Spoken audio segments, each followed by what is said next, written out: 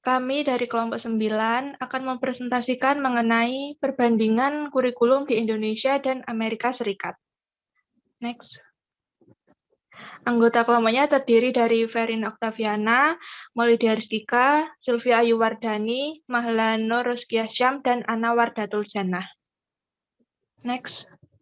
Pokok bahasan yang akan dibahas yaitu 1. Tujuan pendidikan di Amerika Serikat, kedua, jenjang pendidikan di Amerika Serikat, ketiga, sistem pendidikan di Amerika Serikat, keempat, kurikulum IPA di Amerika Serikat, kelima, sistem penilaian di Amerika Serikat, dan keenam, kualifikasi guru di Amerika Serikat. Next. Yang pertama yaitu tujuan pendidikan. Next. Tujuan pendidikan di Amerika Serikat yaitu terdiri dari 5. Yang pertama yaitu untuk mencapai kesatuan dalam keragaman. Yang kedua, untuk mengembangkan cita-cita dan praktek demokrasi.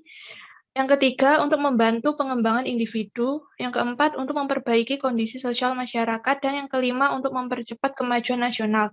Sedangkan tujuan pendidikan nasional di Indonesia yaitu untuk berkembangnya potensi peserta didik agar menjadi manusia yang beriman dan bertakwa kepada Tuhan Yang Maha Esa, berakhlak mulia, sehat, berilmu, cakap, kreatif, mandiri, dan menjadi warga negara yang demokrasi serta bertanggung jawab. Next. Yang kedua yaitu jenjang pendidikan. Next. Jenjang pendidikan di Amerika Serikat itu dimulai dari kindergarten atau first grade. Setelah itu elementary or primary school, di mana pendidikan dasar berjenjang dari kindergarten hingga 5 grade atau kelas 5, tetapi juga berjenjang hingga 4 grade kelas 4, 6 grade kelas 6, atau 8 grade kelas 8. Selanjutnya yaitu jenjang menengah, di mana dalam hal ini siswa dapat memutuskan untuk melanjutkan school. Middle school atau junior high dimulai pada jenjang 6, 7, 8, and 9 grade atau kelas 6, 7, 8, dan 9. Selanjutnya yaitu ada high school atau senior high school, di mana senior high school itu terdiri dari kelas 9, 10, 11, dan 12. Adalah jenjang lanjutan setelah middle school atau junior high school. Biasanya jenjang ini dimulai dari 9 grade atau freshman, 10 grade atau sophomore, 11 grade atau junior, 12 grade atau senior. Dan untuk pendidikan tingginya yaitu ada Vocational Technical Institute, Junior or Community College, atau Undergraduate Program. Setelah menyelesaikan pendidikan tinggi, dapat melanjutkan ke Master Degree Study atau Professional School. Selanjutnya ada Doctoral Study dan Postdoctoral Study and Research. Untuk lebih jelasnya dapat diketahui dari gambar berikut. Next. Selanjutnya itu jenjang pendidikan di Indonesia. Jenjang pendidikan yang ada di Indonesia dimulai dari jenjang yang paling awal yaitu pendidikan anak usia dini atau PAUD. Pendidikan PAUD ini diperuntukkan untuk anak-anak mulai dari usia 0 sampai 6 tahun. Pendidikan PAUD diperuntukkan untuk anak-anak lebih mengembangkan, menumbuhkan baik dari segi jasmani dan rohani anak. Selanjutnya setelah PAUD akan dilanjutkan dengan pendidikan dasar. Jenjangnya yaitu dari kelas 1 sampai kelas 6, sehingga total waktunya itu 6 tahun. Setelah sekolah dasar dilanjutkan dengan sekolah menengah pertama selama 3 tahun. Setelah sekolah menengah pertama dilanjutkan dengan sekolah menengah atas selama 3 tahun. Selanjutnya itu pendidikan tinggi lebih luas karena di dalamnya terdapat D3, S1, S2.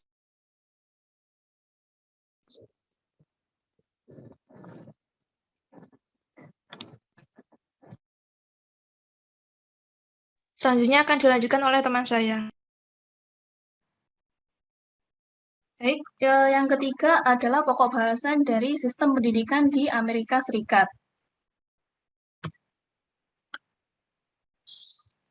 Yang pertama yaitu tipe sekolah. Di Amerika Serikat tidak ada sistem pendidikan nasional karena sistem pendidikan yang ada menjadi tanggung jawab dari masing-masing negara bagian. Jadi tidak ada kurikulum yang berlaku secara nasional, namun adanya kurikulum yang dibuat oleh pada masing-masing negara bagian. Seperti yang diketahui, di Amerika Serikat itu memiliki 50 negara bagian, dan setiap masing-masing negara bagian memiliki dewan sekolah, atau yang ada di Indonesia biasa disebut dengan dinas pendidikan, yang bertanggung jawab untuk mengembangkan kurikulum yang dapat digunakan pada tiap-tiap sekolah yang ada di Amerika Serikat. Namun, setiap sekolah yang ada di Amerika juga diberi kebebasan untuk menggunakan kurikulum yang disusun oleh dewan sekolah dari masing-masing negara bagian atau tidak menggunakan sama sekali. Apabila tidak menggunakan kurikulum dari dewan sekolah di masing-masing negara bagian, maka sekolah dibebaskan untuk menyusun kurikulum sendiri. Lalu untuk usia minimal dan maksimal anak untuk bersekolah adalah 7-19 tahun, atau bisa dimulai dari anak umur 6-18 tahun.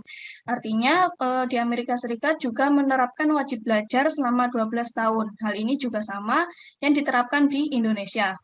Lalu untuk mayoritas dari semua sekolah adalah sekolah umum, yaitu sekolah milik publik yang dibiayai oleh pemerintah negara bagian atau lokal. Atau kalau di Indonesia biasa disebut dengan sekolah negeri. Lalu ada juga sekolah swasta yang memungut biaya pendidikan yang tinggi. Lalu untuk sistem pendidikan dibagi menjadi prasekolah dan pendidikan dasar, lalu ada menengah dan tinggi. Untuk tingkat prasekolah dan pendidikan dasar itu yakni elementary school dan juga nursery school, atau yang di Indonesia bisa disebut SD dan juga TK. Lalu untuk tingkat menengah itu ada junior dan senior high school, atau apabila di Indonesia itu disebut dengan SMP dan SMA. Dan untuk tingkat tinggi itu ada college atau university, yang merupakan sekolah vokasi atau universitas. Seperti yang terlihat pada gambar, untuk umur 6-11 tahun, mereka akan melalui pada proses elementary school atau SD atau SD apabila disebut di Indonesia. Lalu pada tahun 11-14 tahun itu mereka akan menempuh junior high school, yang selanjutnya pada umur 14-18 tahun mereka akan dilanjutkan pada jenjang senior high school. Dan apabila di Indonesia itu disebut sebagai SMA. Lalu pada umur 18, itu mereka dibebaskan untuk melanjutkan ke college atau university. Nah, untuk beberapa sekolah negeri atau public school yang ada di Amerika Serikat itu, yang pertama ada Boston Latin School yang berdiri sejak tahun 1635 yang terletak di Boston, Massachusetts. Lalu ada Cambridge Range and Latin School yang berdiri pada tahun 1648 yang berada di Cambridge, Massachusetts, dan ada Newburgh Free Academy yang berdiri sejak tahun 1796 yang terletak di Newburgh, New York. Lalu juga masih ada beberapa sekolah negeri yang lain. Nah, untuk sekolah swasta atau private school yang ada di Amerika Serikat itu contohnya salah satunya ada Saint Mark School of Texas yang terletak di Dallas, Texas. Dari beberapa fasilitas yang terdapat pada sekolah ini yaitu ada lapangan secara pribadi, lalu juga untuk sistem pembelajarannya itu mereka melakukan proses pembelajaran secara STEM.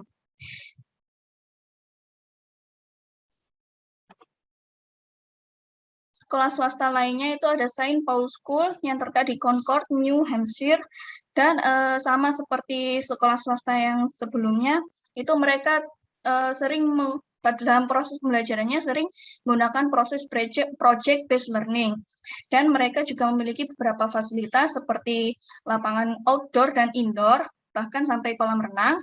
Lalu ada beberapa seperti ekstrakurikuler, seperti seni, atau juga 3D animasi, lalu juga ada bangunan perpustakaan yang luas, dan juga sekolah ini menyediakan fasilitas berupa tempat indoor yang dapat digunakan siswa untuk melakukan kerja kelompok. Nah, untuk periode tahun ajaran dan asesmen,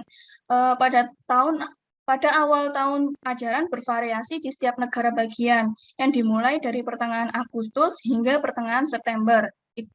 Dan tahun ajaran akan berakhir pada antara bulan Mei atau Juni. Hal ini itu dapat diatur oleh pada masing-masing negara bagian.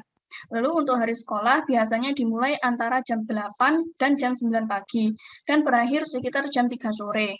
Lalu tidak ada seragam sekolah di sekolah publik. Yang ada hanyalah di sekolah swasta. Bedanya dengan Indonesia, kalau di Indonesia baik sekolah swasta ataupun sekolah negeri itu semuanya menggunakan seragam. Lalu untuk setelah setiap semester atau kuartal, siswa akan mendapatkan rapor yang berisi hasil mereka di sekolah dan pada akhir tahun ajaran mereka akan mendapatkan transkrip. Untuk digambar, yang gambar pertama ini merupakan rapor dan yang gambar kedua merupakan transkrip yang diserahkan pada akhir tahun ajaran. Sedangkan untuk rapor diserahkan pada akhir semester. Lalu untuk standar kelulusan, siswa yang telah menyelesaikan pendidikan di jenjang sekolah menengah atas akan mendapatkan ijazah yang dinamakan High School Diploma dan akan memiliki gelar diploma. Sedangkan di Indonesia, siswa yang telah lulus dari sekolah menengah atas tidak akan mendapat gelar. Lalu tidak ada ujian nasional untuk menentukan kelulusan siswa di jenjang sekolah menengah atas di Amerika Serikat. Sedangkan di Indonesia pada beberapa tahun terakhir, ujian nasional merupakan syarat kelulusan untuk siswa. Meskipun pada 1 tahun yang lalu diganti dengan asesmen nasional. Lalu untuk ujian nasional yang ada hanya untuk tes masuk perguruan tinggi atau universitas yang dinamakan Scholastic Aptitude Test atau SAT dan American College Testing atau ACT. Nah, di sini siswa bebas untuk mengikuti tes SAT atau ACT sebanyak 7 kali. Lalu dari 7 kali itu bisa dipilih mana nilai yang paling tinggi untuk digunakan pendaftaran di perguruan tinggi atau universitas. Namun meskipun ujian nasional ini disebut dengan ujian nasional, namun sebenarnya ujian ini yang mengelola adalah dari pihak universitas itu sendiri. Jadi bukan dilaksanakan secara serentak dari satu negara. Dan untuk gambar di samping merupakan contoh dari ijazah yang ada di Amerika Serikat. Contohnya di Alberta High School Diploma. Untuk yang selanjutnya akan dijelaskan oleh teman saya.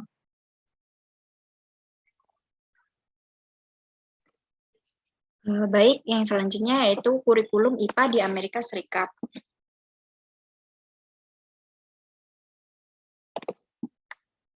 Standar kompetensi pembelajaran sains di Amerika Serikat terbagi menjadi 8 topik. Yang pertama yaitu sains sebagai inquiry, yang kedua sains fisika, yang ketiga sains biologi, yang keempat sains bumi dan antariksa, yang kelima sains dan teknologi, yang keenam sains dan perspektif pribadi dan sosial, kemudian yang ketujuh sejarah dan alam sains, yang kedelapan kesatuan konsep dan proses. Untuk kompetensi dari topik yang telah dijelaskan tadi dapat dilihat di samping pada tabel ini. Kemudian, sedangkan untuk standar kompetensi pembelajaran di Indonesia terdapat 6 topik. Yang pertama kerja ilmiah, yang kedua makhluk hidup dan proses kehidupan, yang ketiga benda dan sifatnya, yang keempat energi dan perubahannya, yang kelima sains, lingkungan, teknologi, dan masyarakat, dan yang keenam bumi dan alam semesta. Nah, topik kajian dari mata pelajaran sains di Indonesia hampir sama dengan Amerika, namun demikian ada beberapa perbedaan di antara keduanya. Salah satunya adalah di Amerika terdapat 8 topik, sedangkan di Indonesia terdapat 6 topik dalam standar kompetensi. Nah, ada 2 topik dalam standar kompetensi sains di Amerika yang tidak dikembangkan dalam standar kompetensi di Indonesia. Nah, 2 topik tersebut adalah tentang sejarah dan perkembangan sains dan tentang konsep kesatuan dan proses. Di samping itu, penjabaran topik dalam kompetensi juga berbeda, yakni bahwa di dalam standar sains di Amerika, kajian tentang lingkungan termasuk dalam topik khusus tentang sains dalam perspektif pribadi dan sosial. Sedangkan dalam standar sains di Indonesia, kajian tentang lingkungan terpadu dalam topik tentang sains, teknologi, dan masyarakat. Dan juga kaitan tentang lingkungan tidak hanya berkisar pada lingkungan secara khusus, tetapi juga menyangkut tentang pribadi sebagai bagian dari lingkungan. Kemudian selanjutnya yaitu standar pembelajaran sains di Amerika Serikat. Ada 6. Yang pertama yaitu pengajar sains harus merencanakan program sains berbasis inquiry untuk para siswanya. Nah, yang kedua, pengajar sains berperan sebagai pembimbing dan fasilitator dalam belajar. Kemudian yang ketiga, pengajar sains menggunakan penilaian yang berkelanjutan dalam pembelajarannya. Yang keempat, pengajar sains merancang dan mengatur lingkungan belajar yang menguntungkan siswa dengan waktu, tempat, dan sumber pembelajarannya yang dibutuhkan untuk belajar sains. Kemudian yang kelima yaitu pengajar sains mengembangkan komunitas pembelajaran sains yang mencerminkan kemampuan intelektual, pendekatan penemuan sains atau sains inquiry, dan sikap serta nilai sosial yang kondusif untuk pembelajaran sains. Dan yang keenam, yang terakhir, pengajar sains secara aktif berpartisipasi dalam perencanaan dan pengembangan yang berkelanjutan dari program sains sekolah.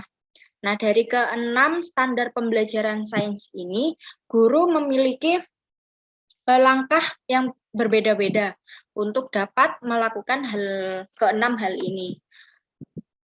Selanjutnya yaitu standar pembelajaran sains di Indonesia. Nah, untuk standar pembelajaran sains di Indonesia ini ada 3. Yang pertama yaitu standar perencanaan pembelajaran. Nah, penyusunan perencanaan pembelajaran terstruktur yang berorientasi inquiry ilmiah, yaitu mencakup tujuan pembelajaran, kompetensi yang dicapai, objek belajar, topik ataupun bahan ajar, kegiatan belajar mengajar, lalu media pengajaran, referensi, evaluasi, umpan balik, dan tindak lanjut evaluasi. Kemudian penguasaan materi maupun keterampilan sains oleh guru. Kemudian yang kedua, standar pelaksanaan pembelajaran. Nah, hal ini meliputi kegiatan-kegiatan dalam aktivitas pelaksanaan pembelajaran yang meliputi pra-pembelajaran, pemberian informasi atau transfer of knowledge, kemudian partisipasi siswa, dan penilaian. Dan yang ketiga, yakni yang terakhir, standar evaluasi pembelajaran. Nah, evaluasi pembelajaran sains ini dilakukan dengan tahap-tahap, yakni penyusunan kisi-kisi instrumen penilaian yang sesuai untuk pembelajaran sains, analisis validitas dan reliabilitas soal, dan model penilaian, yakni penilaian otentik dan berkelanjutan. Untuk yang selanjutnya akan dilanjutkan oleh rekan saya. Terima kasih.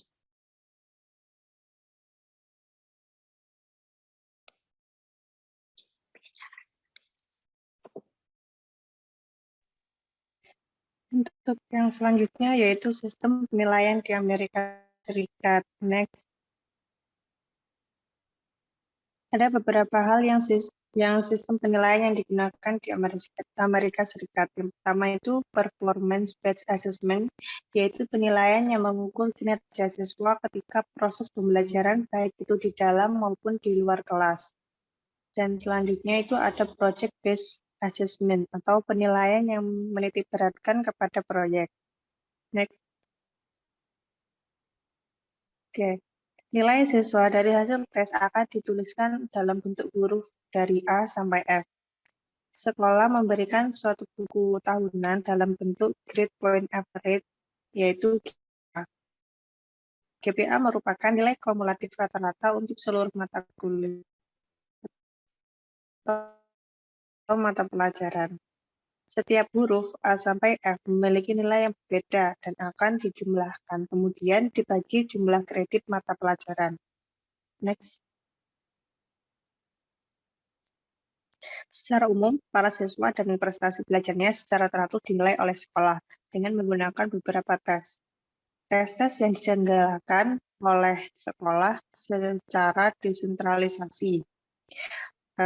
National Assessment of Education Progress atau NAEP adalah program dari Departemen Pendidikan Atasih Pendidikan Washington DC. Program ini mengevaluasi kemampuan siswa secara nasional untuk berbagai bidang studi. Next.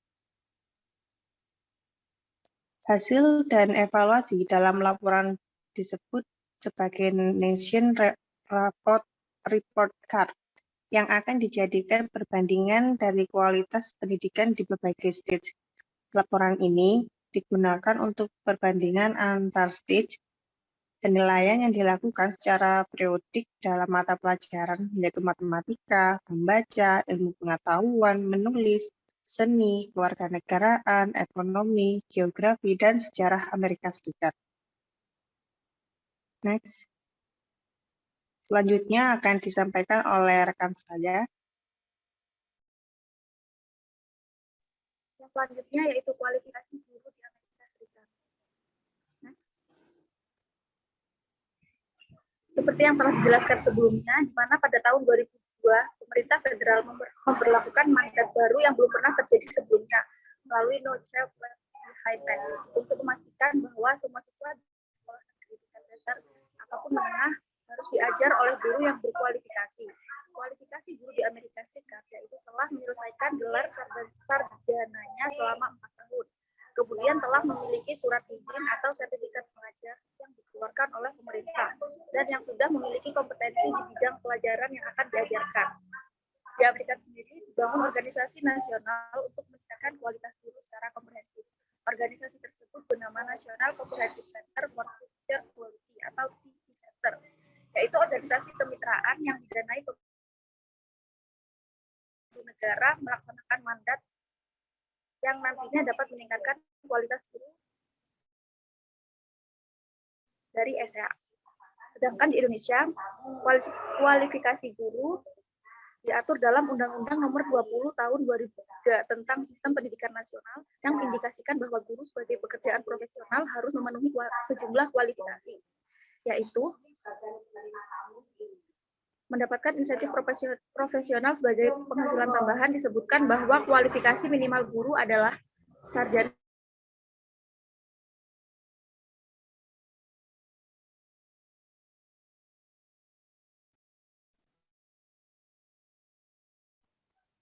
Next.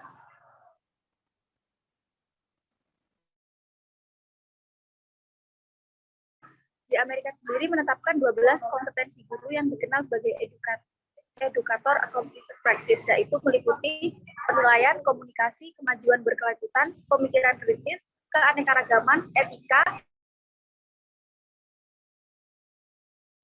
pengembangan manusia dan pelajaran, pengetahuan pokok, belajar lingkungan, perencanaan, peran guru, dan teknologi.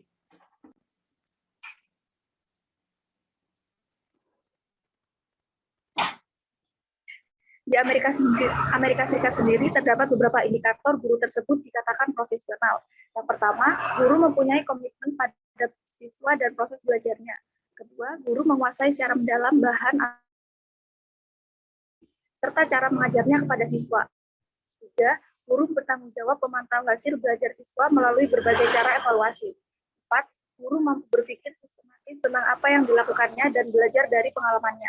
Yang terakhir, guru seyogyanya merupakan bagian dari masyarakat belajar dalam lingkungan profesinya. Sekian yang dapat kelompok kami sampaikan, kurang lebihnya mohon maaf. Wassalamualaikum warahmatullahi wabarakatuh.